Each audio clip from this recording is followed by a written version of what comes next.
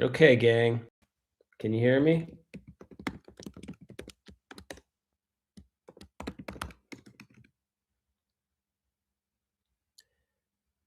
Can you hear me, friends?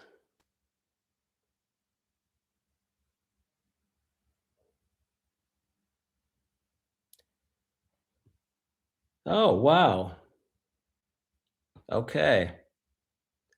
Well, we lost about 17 people. So I'm so sorry. No idea what the problem was.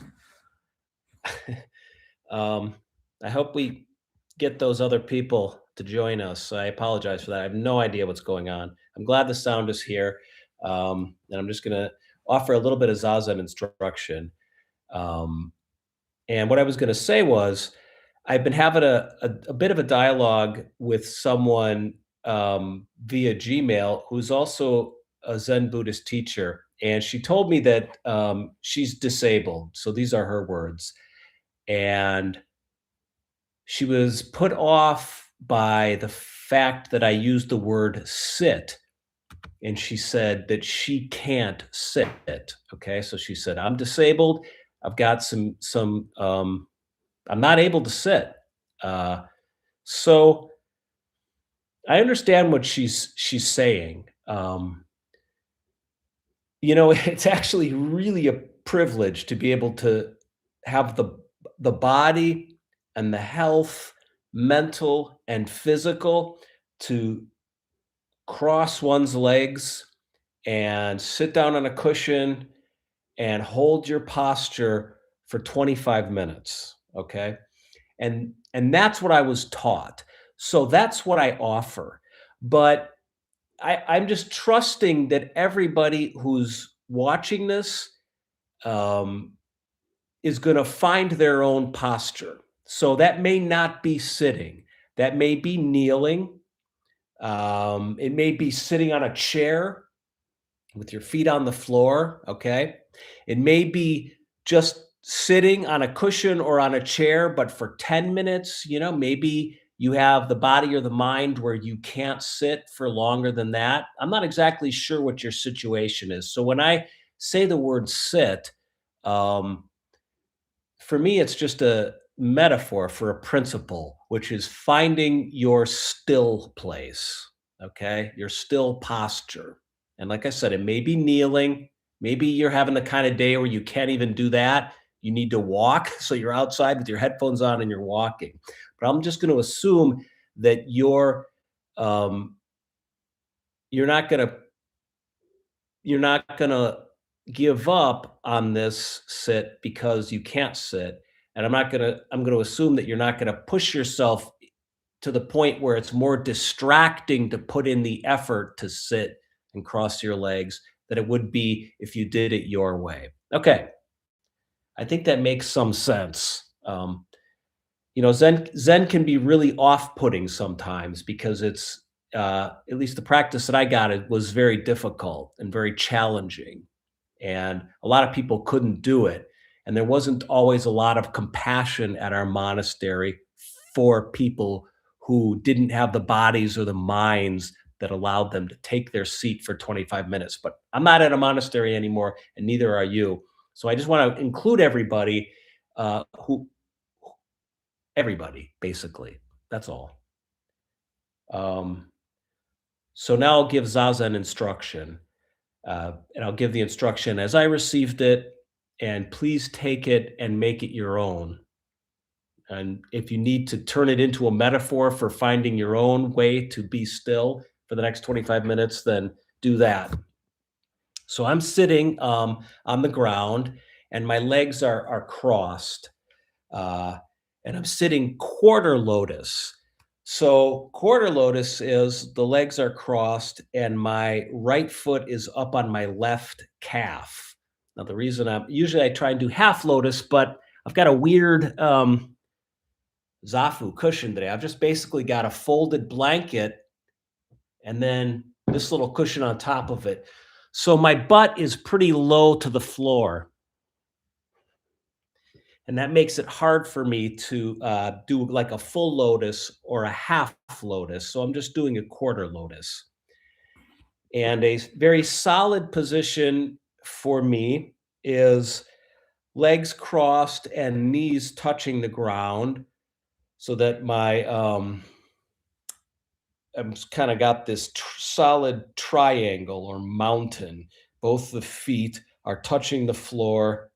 My head is pointing straight up, and my spine is curved. It's following the natural curve of the spine, and my hips are pivoted or tilted forward.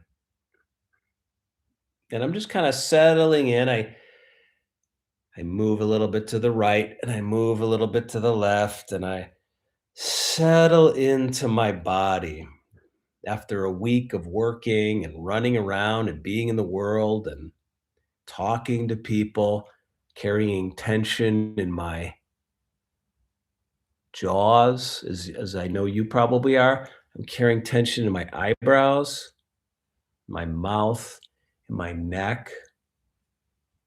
And in this sitting up straight and taking my posture, I can feel my body relaxing and kind of having a stillness and an integrity as I get to just sit and take in a few deep breaths through the nostrils, and exhale through the nostrils.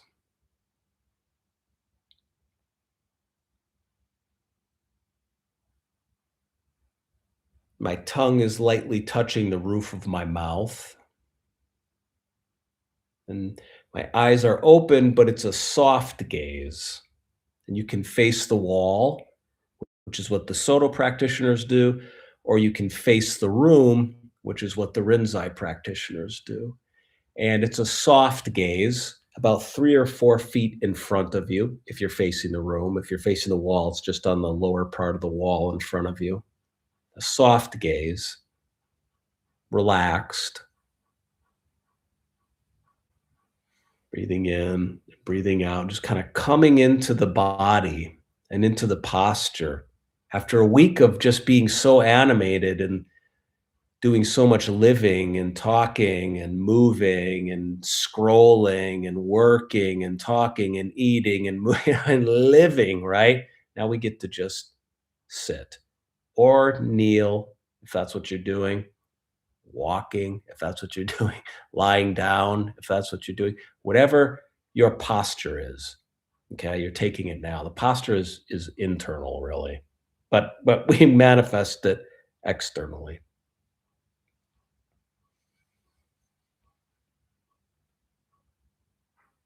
So again, breathe in, breathe out. You're breathing in through the diaphragm, which is the lower part of the belly. It's kind of in between the belly button and the groin. Not your stomach, okay? Just your diaphragm.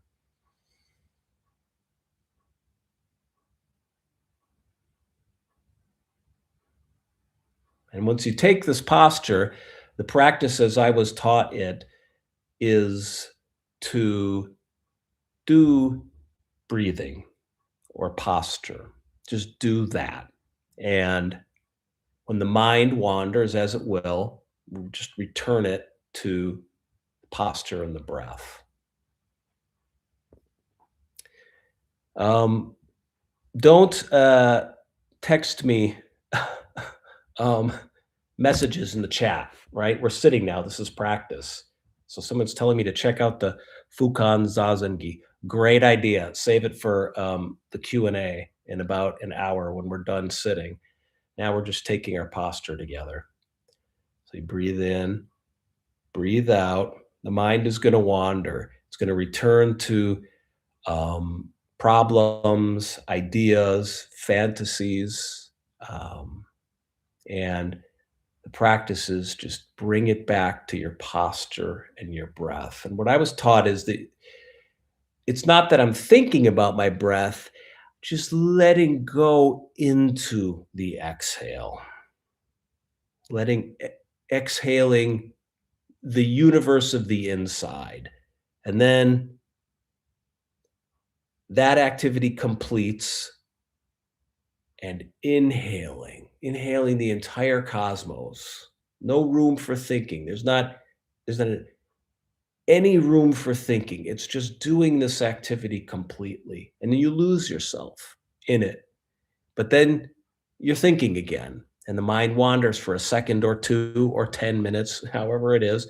But sooner or later, you realize that you're thinking, and now you have the opportunity to give again, give completely to this just sitting, the exhale and the inhale.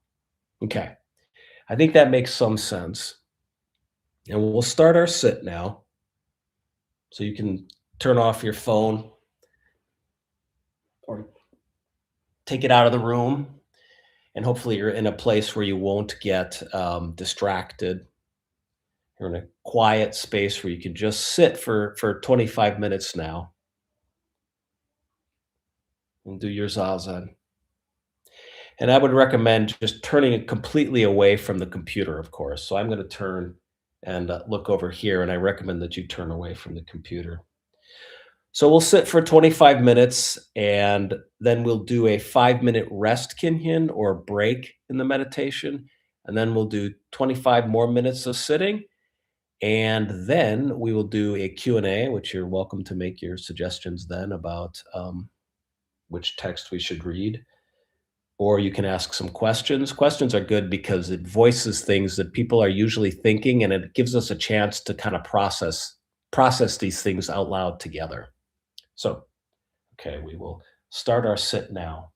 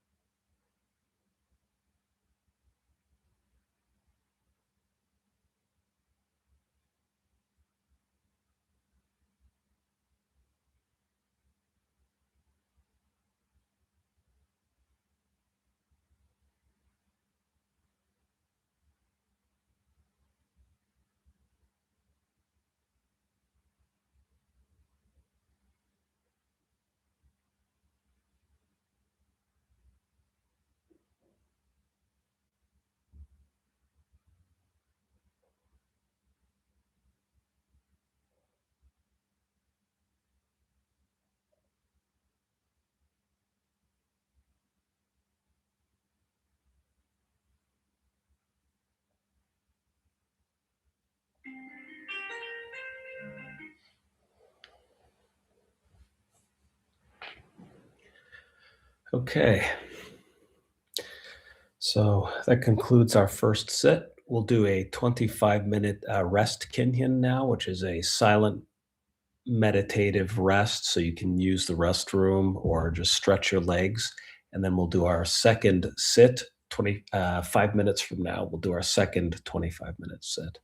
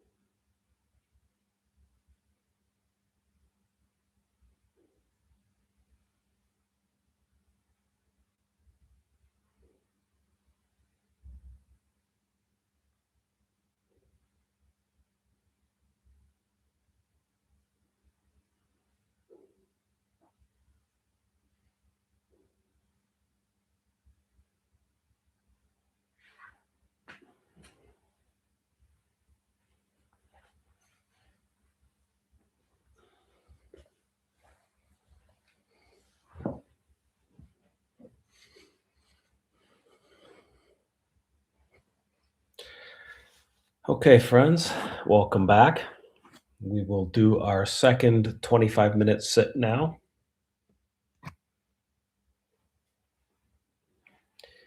Starting now.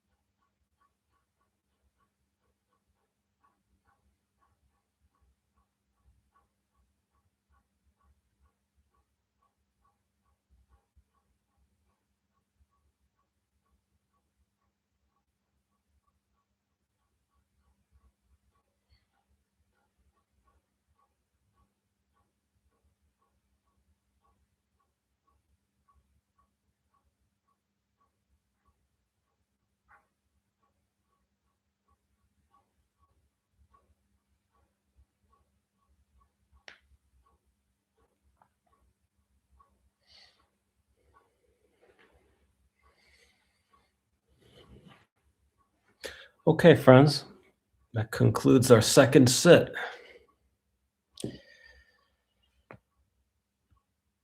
Thank you for joining. So I'll just talk a little bit about sitting and Zen, and you're free to depart and begin your Sunday if you're in America, or conclude your Sunday if you're here in Europe. And if you have any questions, please feel free to put them into the chat here, and I can take a stab at them. More than anything, I used to not want to do like Q and A's after a sit like this because the answers there are no usually there are no answers, or um, what I found was that the same questions would come up again and again and again, and you find a way to answer them, and you just get in your routine of answering them a certain way, and it becomes kind of rote. So I didn't want to do it, but what I realized was that actually questions are important or fun because everybody has the same questions, and over the years the same questions come up again and again and again. The same people ask them. I have the same questions. Like everybody has the same questions. And just surfacing them allows us to share the questions together. And that's all we do is share them. And and so that's why I think it's fun to do Q&As so that we can all share the same questions. Like we shared the sit. Um, it was a nice sit for me. It's even though I'm sitting here in my home or my friend's home, actually, shout out to Keegan for letting me borrow his pad with that wonderful fake fire behind me. When I sit by myself without a group like this, it's a different there's a different quality to the sit. But when I'm sitting here with people, even though it's online, I know you're there and I know we're together, and it brings out something different in me. So I'm grateful to have had this sit. Um,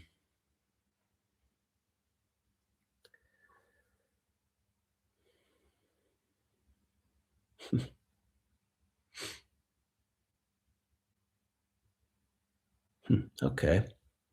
One concrete question. I don't think you mentioned hand position in your Zazen instruction. Would like to hear how you teach that. Okay. Um, Great question. So there's three different ways that I position my hands during sits. When I'm just by myself, sometimes I just put my palms flat on my thighs. And that's how I was taught to do it when I studied in the Shambhala lineage. And it's very simple, very basic, very humble. You just put your hands down on your thighs, and it feels good to rest your hands there. The way I was taught at the monastery was what's called the cosmic mudra, which I'll explain that now. So you've got your right hand. That is on the bottom. Now you're gonna take your left hand and, this finger here, excuse me for doing that, you're gonna line that middle finger up with your middle knuckles. So these knuckles are lined up, right? And then you're holding your thumbs together lightly. So you've got what's called a cosmic mudra here, and then you put that at your hara here. So it's just like this. So again, your middle fingers are lined, knuckles are lined up, and then you're touching your thumbs gently and lightly together. And you're holding it here, right in this area, right here. Kind of an awkward angle, but I think you can see that there. That's called the cosmic mudra. Right hand, then left hand. So the right hand is the absolute principle. Then the left hand is the relative. And the absolute is holding the relative. And they're forming a circle or an enso. Now, I have a friend who's a monk who does Tai Chi, and he claims that that the that this bringing that you like making circles here. Like your arms are making a circle and then your fingers are making a circle, right? And he talks about how this contains energy. I don't know about any of that. I find it to be a helpful, um, solid mudra. I like it. I do it. Sometimes I do a third mudra, which is I think what they do in some of the Rinzai temples in Japan. You've got your left hand and your right hand is holding your left thumb, and then you're putting the mudra here like this.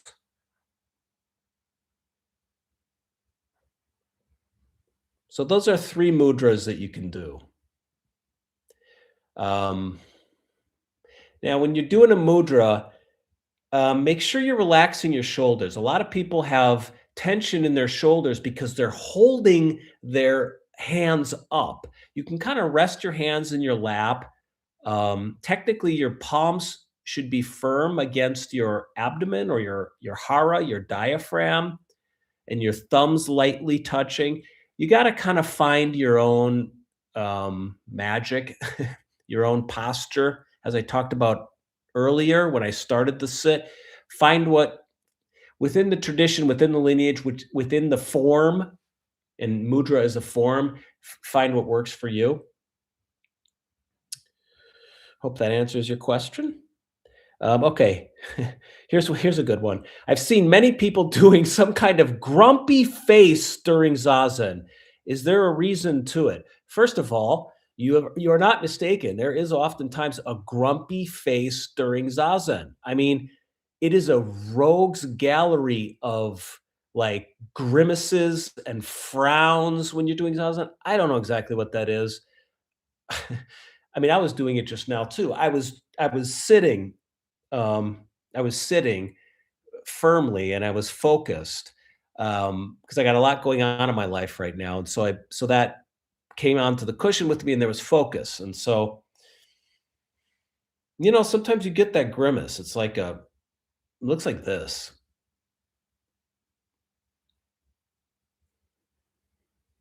My teacher used to get that look on his face. I honestly don't know what that is. I think I don't know, but it's a focus and it's a seriousness and sometimes that expression comes on the face.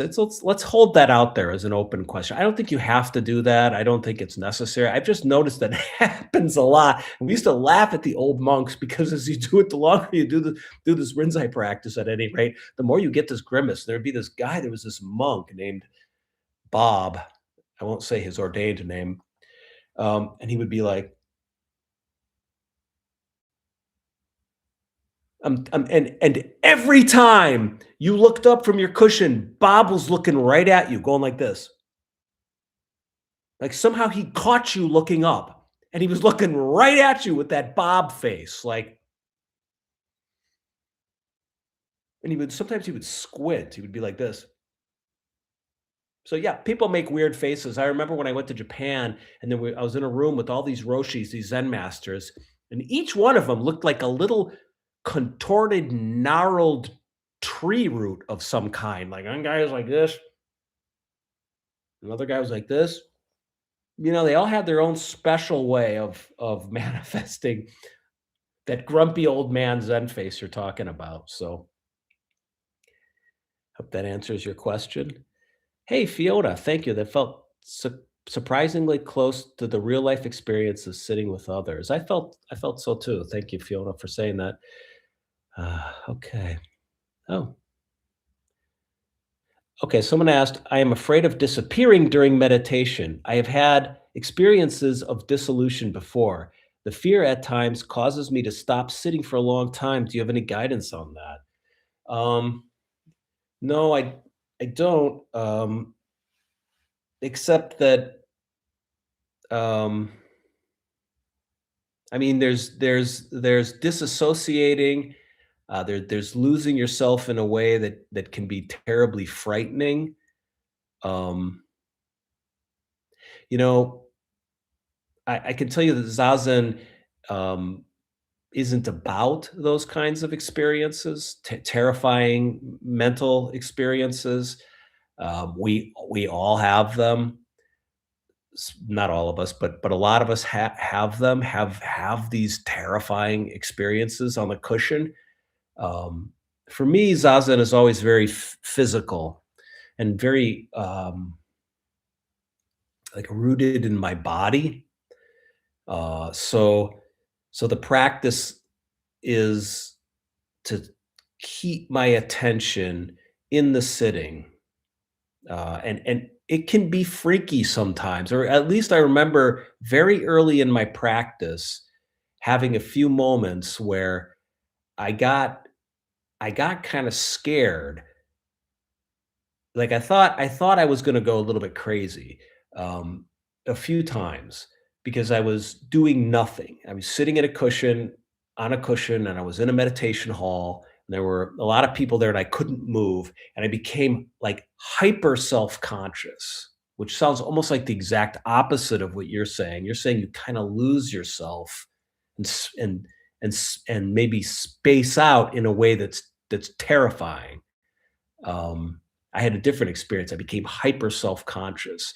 And what I found was that my butt was on the ground via the cushion and it was connected to the earth. And my knees were on the ground. And I just needed to keep giving myself over to the posture. And when I would forget myself, um, I wasn't there for it. And then I would realize that I was lost, or I would come back to myself, and then I would give myself to the posture again. So being rooted in the body and rooted in the posture has always been really important for me. Like it's my sanity measure, and I come back to it again and again and again. If I'm on the telephone, like I had to deal with a, I've had to. My dad had a stroke this past week, so it's been kind of intense in my family. Um, and I'm getting these texts late at night when I'm getting an update on his condition, and it's like disorienting, and my mind instantly can go crazy. I'm in this liminal state because I'm half asleep because it's 2 o'clock in the morning, and um, it's terrifying, and I'm freaked out. Okay, sit up, take my seat, hold the phone in my hands, you know, feel the phone, be in my body. That always brings me back to sanity. So I hope I send me an email at showsonjackhobner@gmail.com if you want to discuss this further. But I hope that's a little bit of help for you. I feel like maybe we could unpack this a little bit more via email. My first Zen teacher, Albert Lowe, suggested sitting with half a smile. That sounds good. Yeah. Like half a smile, but only half a smile.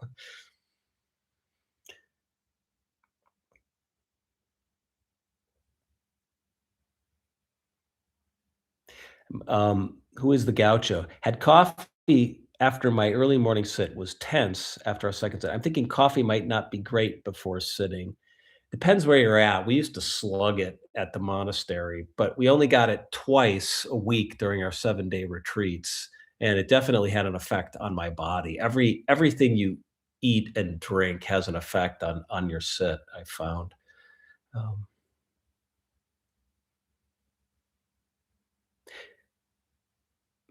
Doing nothing can be a little claustrophobic. You can move, but it's like you can't move. Mm.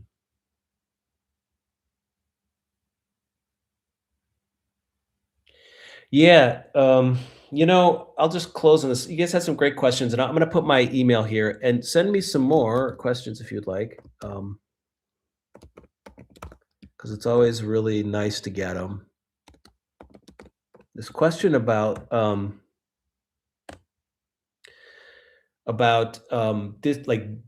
dissolving, I think is interesting, and I'm gonna sit with that. Um, so so just real quickly, like with my dad having his stroke, um, I'll just share this with you all before we go here. because I thought this was really interesting.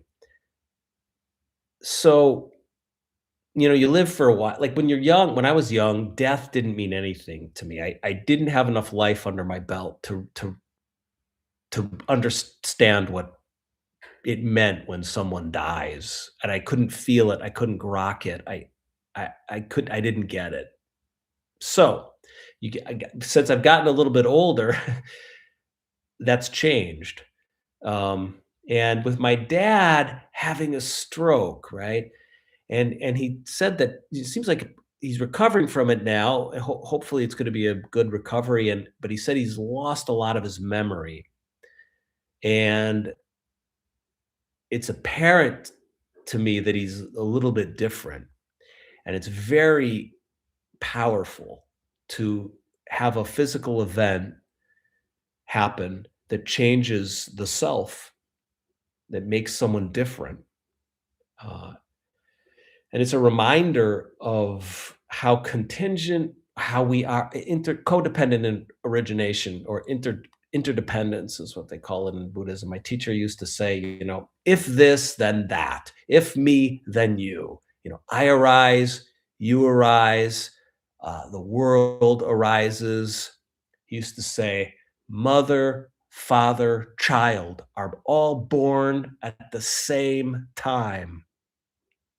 And a friend of mine had a mom who died recently, and I keep thinking about their kitchen, and I keep thinking about how when I would go home from the monastery, I would stop by my friend's house, and I would see his mom, and she had groceries everywhere. She loved to eat. She's a Filipino lady. She was like, I called her my second mom. She, like, loved to eat. She would cook for all of us, right?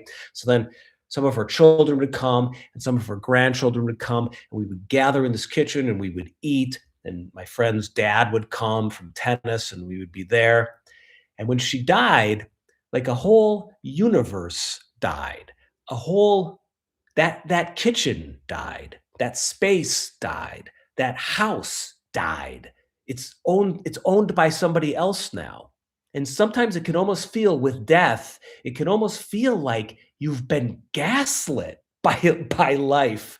Like, that was a whole world that existed with my friend and his mom and her family. And when a person dies, like, their world goes with them, and that world dies. Those groceries in the kitchen, she would always have them piled in a corner. She's from the Philippines, as I said, and I think she came from poverty, and so she would gather groceries and always have tons of groceries around, right? And that was a reality.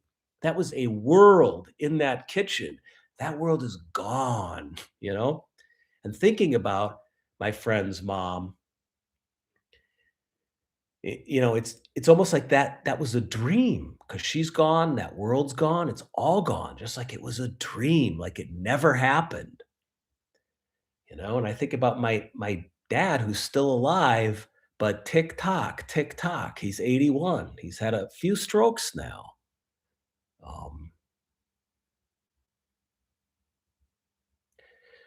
so I think for myself, when I come and do like a Sunday sit like this, when I return again and again and again to my practice, like, a sit like this is, um, you know, it's a way of coming into contact with my Zen Buddhist practice, and it's a way of, like, exercising that sitting, or that zazen muscle.